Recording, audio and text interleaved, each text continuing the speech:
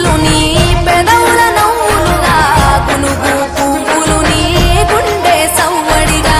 కంది పువ్వులనే కంటి పాపలుగా సీతా జడ పూలే నీలో సిగ్గులుగా పూలు చేరి నీ చీరలాగా మారి ఆడబిడ్డలాగా నిన్ను తీర్చిదిద్దుతుంటే నాలుల్లా తెలంగాణలో పుట్టి పూల పల్లకి ఎక్కి లోకమంతా తిరిగేవటే